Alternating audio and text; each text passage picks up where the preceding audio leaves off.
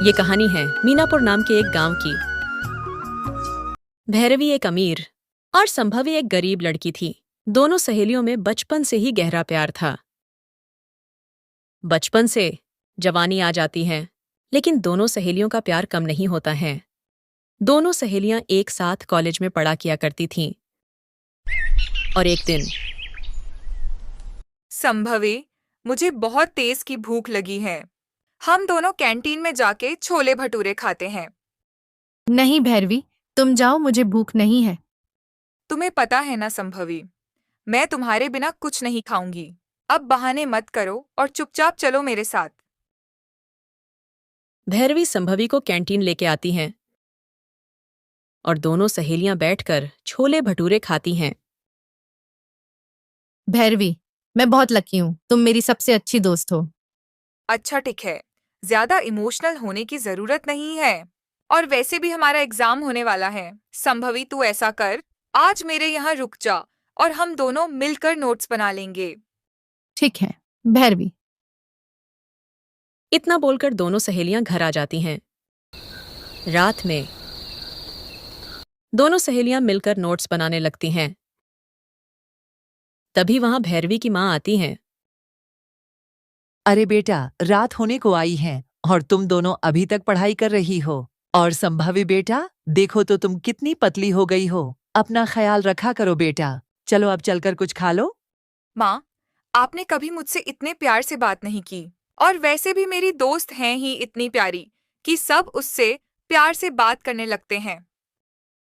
कुछ दिनों बाद दोनों सहेलियों का एग्जाम शुरू हो जाता है। संभवी पढ़ाई में भैरवी की मदद करती हैं। दोनों सहेलियां बहुत अच्छे नंबर से पास हो जाती हैं। और कुछ महीनों बाद संभवी की शादी हो जाती है।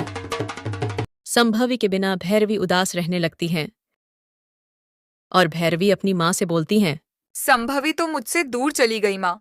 मुझे संभवी की बहुत याद आती है। तुम उदास मत हो बेटा, कुछ दिनों बाद तुम्हारी भी शादी हो जाएगी। समय बीतता जाता है। भैरवी की भी शादी हो जाती है। शादी के कुछ दिनों बाद दोनों सहेलियां अपनी अपनी जिंदगी में बिजी हो जाती हैं। और एक दिन क्या हुआ भैरवी? मैं देख रहा हूं तुम कुछ दिनों से बहुत उदास दिख रही हो। भैरवी अपने पति को संभवी के बारे में बताती हैं। भैरवी की बातें सुनकर भैरवी का पति बोलता है, मैं आज ही तुम्हारे जाने का इंतजाम कर देता हूं। भैरवी, तुम इतना याद कर रही हो अपनी दोस्त को, तो जाके उससे मिल लो। ठीक है, मैं अभी तैयार हो जाती हूँ। इतना बोलकर भैरवी तैयार होने चली जाती हैं। वही दूसरी जगह गरीबी में संभवी अपने परिवार का गुजारा किया करती थी। संभवी का पति एक फैक्ट्री में मजदूरी का काम किया करता था। अगली सुबह भैरवी अपनी शानदार गाड़ी में बैठकर अपनी सहेली संभवी के यहाँ आती है। संभवी की सास संभवी से बोलती है, अरे बहू, जरा देख तो, हमारे मोहल्ले में इतनी महंगी गाड़ी से कौन आया है। जी मां जी, अभी देखती हूँ। संभवी इतने महीनों बाद अपनी सहेली को देखकर बहुत खुश होती हैं और भैरवी से बोलती हैं, अरे भैरवी, तुम अचानक यहाँ?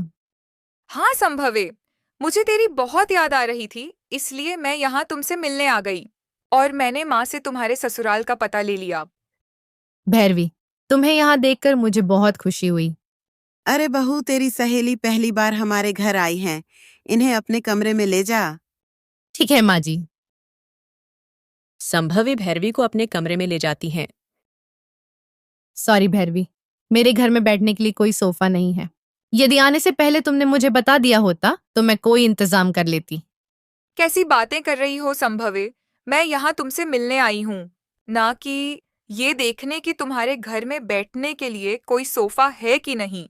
और शादी के बाद तुम तो गायब ही हो गई ना, कोई कॉल और ना ही कोई मैसेज। भैरवी, मेरे पति एक फैक्ट्री में मजदूरी का काम करते हैं और उसी से हमारा गुजारा होता है। हमारे पास इतने पैसे नहीं हैं कि हम एक मोबाइल फोन खरीद सकें। दोनों सहेलियां आपस में बातें कर रही होती हैं। तभी वहां संभवी का पति आता है। संभवी अपने पति को भैरवी से मिलवाती हैं और संभवी का पति संभवी से बोलता है, संभवी तुम्हारी दोस्त पहली बार हमारे यहाँ आई है। इनके लिए कुछ अच्छा खाने को बनाओ। मैं बाजार जाके कुछ मिठाइयाँ खरीद लाता हूँ। नहीं जीजू, आप अभी थक हार के आए हैं, आप आराम कीजिए। हम दोनों सहेलियां मिलकर खाना बना लेंगे। दोनों सहेलियां खाना बनाने चली जाती हैं और दोनों सहेलियां खाना बनाने लगती हैं। अरे वाह, आप दोनों ने मिलकर बहुत स्वादिष्ट खाना बनाया है। देखते देखते बहुत रात हो जाती है। भैरवी, बहुत रात हो चुकी है, इतनी रात में तुम अकेली कैसे जाओगी? तुम ऐसा करो, आज रात तुम यहीं रुक जाओ। संभवी बिल्कुल ठीक कह रही हैं। रात बहुत हो चुकी है, आप आज यहीं रुक जाइए। आप दोनों बिल्कुल ठीक कह रहे हैं, आज मैं यहीं रुक जाती हूँ। दोनों सहेलियां मिलकर पूरी रात बातें करती हैं। अगली सुबह संभवे, यदि तुम्हें बुरा ना लगे तो क्या मैं जीजू को महेश के ऑफिस में मैनेजर के पोस्ट पे काम दिलवा दूं, क्योंकि जीजू एजुकेटेड हैं और जीजू मैनेजर के पोस्ट के लायक हैं। संभवी का पति महेश के ऑफिस में मैनेजर के पोस्ट पे काम करने लगता है। कुछ महीनों बाद संभवी गरीबी से दूर अपने परिवार के साथ खुशी से रहने लगती है।